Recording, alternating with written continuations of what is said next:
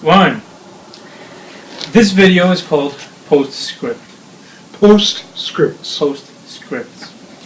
Online, you already have about 19 videos on YouTube. This one will be a little bit different. This one will be taking Vanity Fair magazine as an example. They have a brief questionnaires that they propose to different dignitaries and celebrities. So I would like to use that as an example in our session today. Good. Okay. So to start, what or who is the first thing you remember? When I was about 3, I had a dog by the name of Pal. Pal was an Airedale, a terrier. And he was chasing a truck in front of our house, and the truck ran over him. He was killed. I was only 3. It was traumatic. Did you get a new dog afterwards? My parents bought me a cat. I named it Fumadiddle. And Fumadiddle was more fun than Pal had been. One of the things I did with Fumadiddle, I built a cardboard hotel for him. So he entered through the back door. In the front of the box, cardboard box, there was a little door and there were windows. And he went in the back and I set fire to the front door, which meant I was also the fire department. You were going to save Fumadiddle. I was going to save Fumadiddle. And I had eyedroppers with water in. And I was going my parents that night talked to me about the importance of never again hurting a fellow animal. Good advice. So you like to build toys for yourself. What kind of toys did you have when you were a kid? Toys, well, there were the spinning tops, there was the yo-yo, there were the Lincoln logs. They were imitation wooden logs, and you could build a log cabin. That was the idea. The best toy, I think, was a Lionel electric train.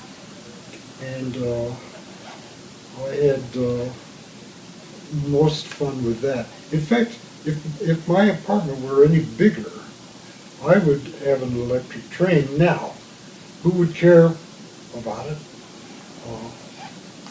Well, I think Tico would care about it because he doesn't even like the sound of vacuum sweepers. But at any rate... I love electric trains. I don't know any kid that doesn't like electric trains. I think so too. And so the log cabins, those they were like modern. What we have today is as Legos. So you have to build things with them. Okay, yes, Legos. So Tico. Why did you name your cat Tico? Well, Tico is an affectionate word that people in Costa Rica use to describe themselves. Instead of saying we are Costa Ricenses, they say we are Ticos. Costa Ricenses. Costa Ricenses.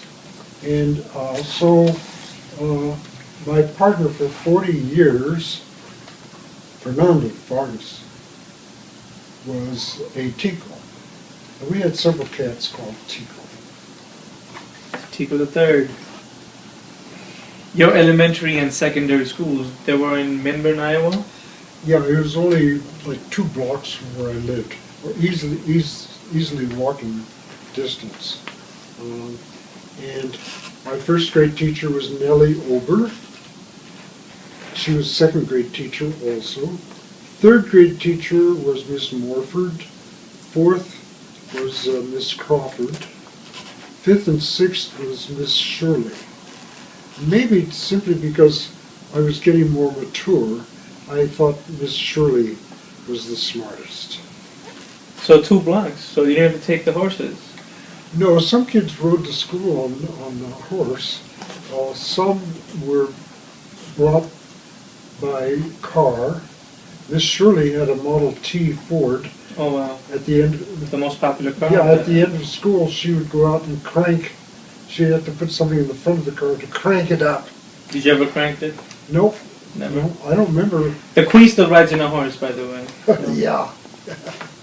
Who are your best friends in school? Well, it was a small town, 328 people. We didn't have that many in high school, or in both schools. I would suggest there weren't even 100. And so 100 students. 100 students. Boys my age didn't like girls, so we hung out together. And there was Harold, Lauren, Bob, and me. There was another boy, Eldon, but he didn't hang out with anybody. He was too smart. He was the nerd. So anyway, we three were the buddies. One day, we were called by the superintendent of schools, Jim Duncan. And Mr. Duncan said to us, "Did you swipe the correct answers on a worksheet from Eldon?"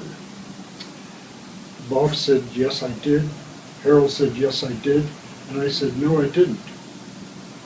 They got punished. B. I was not punished. Not too long afterwards, he called us, same three in. "Did you throw a snowball at a car that was passing in front of the school?" Bob said yes. Harold said yes. I said no. Well, I didn't get punished, except by Bob and Harold, who thought that it wasn't right that I didn't get punished. And they told their parents that, and they told other friends of theirs that, and I was the one who came out like a liar. So they were beaten, you were not, your friends must have been mad? Were they mad? Well, they weren't angry, I would say, but they thought less of me. So you lied, weren't you? I lied. I'm lying right now that I've never before lied. You know where they are? Have you, your friends? Where are they now? Both are, I can't get in touch with them. One died. One died. Harold died. Bob, I haven't heard from him. So, your parents, what kind of education did they have? My dad's father was the founder of Waukee, Iowa, and he had built the town's hotel and also the grain elevator. He wanted, in other words, my dad to study business. And my dad went to Des Moines and studied business for a year. My mother, no, she finished 8th grade in South Dakota, and in those times, if you finished 8th grade, you could be a teacher. You didn't need a certificate or a license. And so she taught for a while in a little country schoolhouse where you might only have 3 kids, or you might have 8, but you might have only 1 in 1st grade and 3 in another grade. What about sports? Were you or your parents ever into sports? Oh, my dad was a professional. He was on the Chicago team, the Chicago Cub team out of Portland, Oregon. That was their winter home. And his job was to be a scout and go in every state west of the Mississippi to find promising baseball players. So he would go by train. And when he was in South Dakota, he met my mother. She was married. And when he went into the Army, they wrote back and forth postcards. After the World War I was over, she divorced her husband, and with her father's approval, and her father came and my dad and mother were married in Minnesota. And then he brought her down to Iowa. That's where I was born. Did they encourage you to play sports? Well, my dad, when he saw me hit a baseball, he called my mother over and he says, "Ruth, I think we should buy her a piano." I became a pretty good pianist in town. I became the church and Sunday school pianist, and I also learned how to play an accordion. That's a good title to hold. The Yes. town's pianist. Yes. Do you think it's a coincidence that your mother's last name was also a famous baseball player that we know as Babe Ruth? Babe Ruth, I don't know. Babe You Ruth? mean her name was Ruth, yes. Yeah. So, let's just go to the fun stuff now. Yeah. Do you have any childhood love? Yes, Jack Holt and Greta Garbo. Jack Holt was a cowboy. And I liked him because he could shoot and kill Indians. You liked him because he killed Indians? Yeah, yeah. Now my mother, she was warned by her father not to make eyes with an Indian, because there were Indian boys who passed the country house on their ponies. Mhm. So my idea of being a good guy was you could kill Indians. That was the environment I grew up in.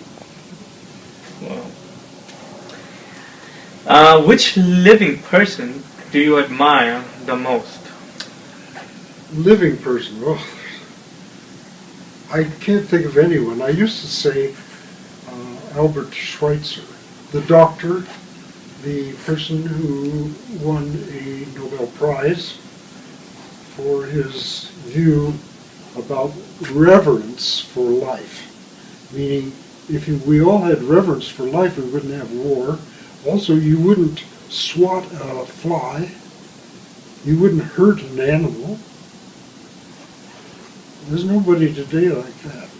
He wrote the psychiatric study of Jesus. That appealed to me too. Wow. I should read that. What about a living person that you dislike then? Oh, there's so many assholes. One is Cassius Clay, who was a draft dodger. He became Muhammad Ali.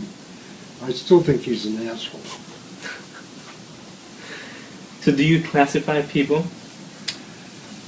Yes, as assholes, but then also in the dramatic world there are comedians, there are tragedians, and then there are people known for pathos. Comics we like because they make us laugh. Tragedians we like because they uplift us, they inspire us.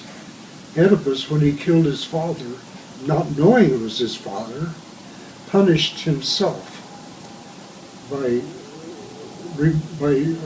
becoming blind. So that's uplifting. But so many people misuse the word tragic. Most of the people that are tragic, I find, are pathetic. They are not uplifting. Very well said. So what is your marked characteristic? Well, I usually speak my mind, and I suppose I could be characterized as a person with candor. Not very diplomatic. Right. I speak the way I think. What's your idea of perfect happiness? Perfect happiness. Well, really is to look out the windows here and see the World Trade Towers. I saw the two twin towers being knocked down by terrorists. Now I've watched 4 World Trade Towers go up. I've seen them, and I look out every day at them. That to me is paradise, to be safe in my apartment and look out at this beautiful downtown New York. It's history. What is your most treasured possession? Memories. What is the quality you most like in a man and in a woman? honesty in both. Your greatest achievement? Well, in another video, I did mention that I am proud of the fact that I've written 8 books. I'm in Who's Who in the World, and I've never been in jail, nor even close to being in jail. And I have 8 kids, like you, 2 girls, one of whom is your niece. One is from Uruguay. The one from Uruguay, her brother is one of my sons, son number 3. And for all of them, I am like a surrogate dad. And I can say that you've been more of a dad than my real one. So thank you. So what do you think you'll be remembered for? Well, some philosophers who are friends like an expression that I have in my books: no one dies so long as someone remembers. That'd be good on my tombstone. No one dies. Your effigy. Yeah. Where do you wish? Do you wish you lived anywhere else? Well, not since I came here in 1948 to attend school at Columbia University. Have I ever wanted to live anywhere else? So Fell in love with New York. Fell in love with New York. I also fell in love with a Costa Rican, Fernando, Rodolfo, De Jesus, Vargas, Zamora. That's a handful.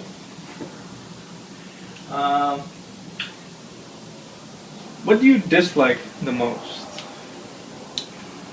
Well, all the years I was teaching, I had to shave every day. And even with the recording studio, I shaved every day. And now I don't have to shave.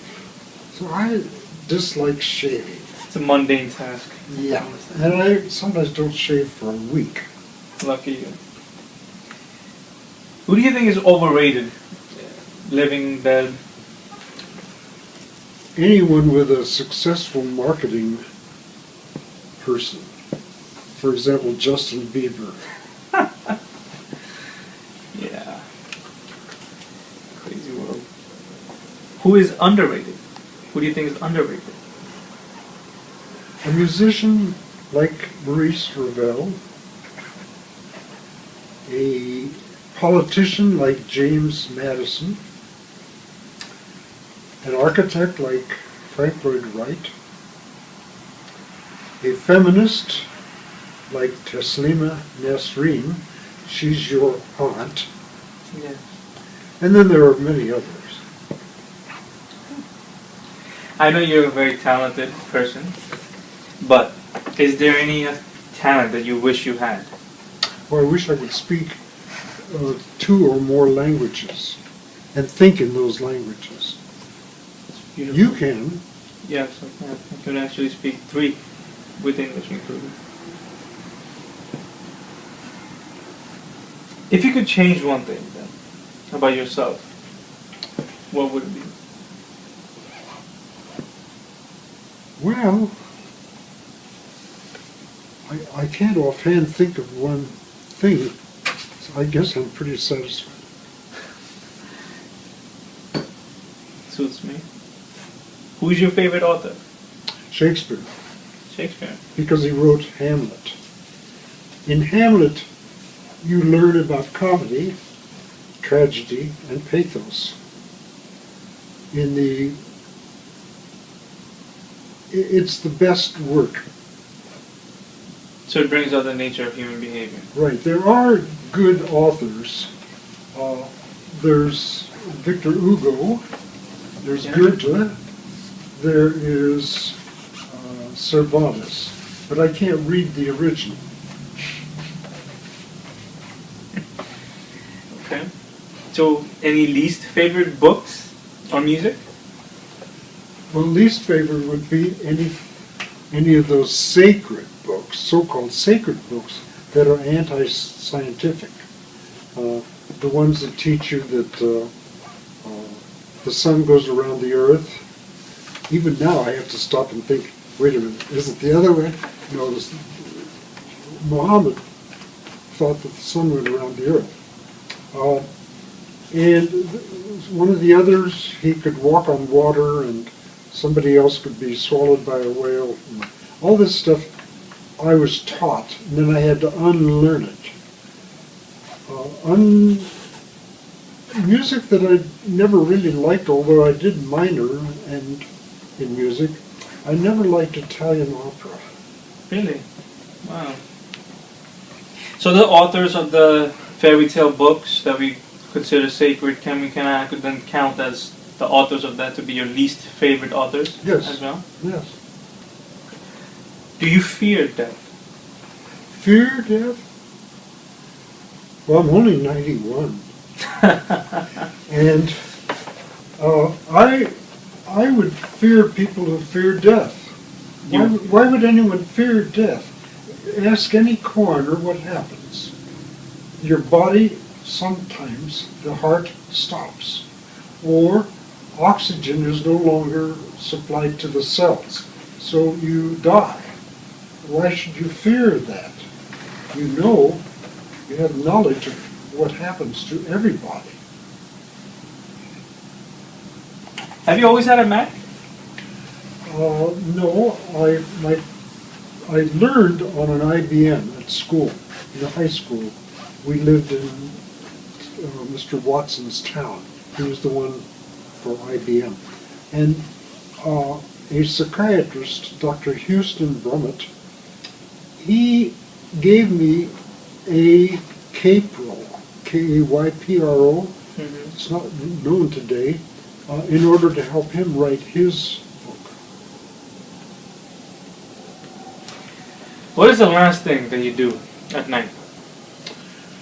The Venetian blinds are usually up, and if they're not, I put them up, and I look on the street to see how long it takes before a taxi comes.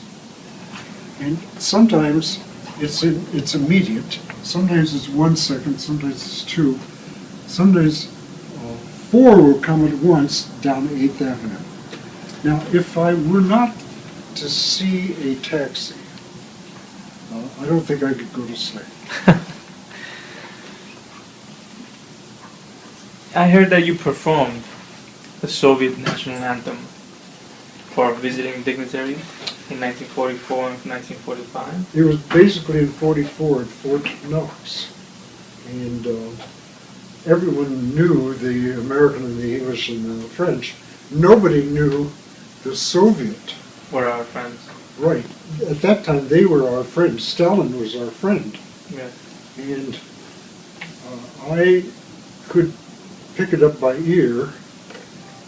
And unfortunately, I showed people that I could do it. So at Fort Knox, if they had any dignitaries, they had to play the 4 national anthems. I was the only one who could play the Soviet. And sure, I can still play it. You played it also in the Perry Museum? Yes, I was at the Perry Museum with Lagarde, son number 6, and the idea was I would play it on that piano that they had there. So I said to Lagarde, hey, look in the other room, see if there are any Russians in there. But the Russians don't like the Soviet. The Russians don't like Soviets. Soviets, of course, were our friends. So Stalin was our friend, Churchill was our friend, de Gaulle was our friend, and Franklin D. Roosevelt. So yeah, Can you still play it? I can still play it. Do you want to hear it? Sure. Okay. Okay. I'm going to play the 4 national anthems of the Allies during World War II.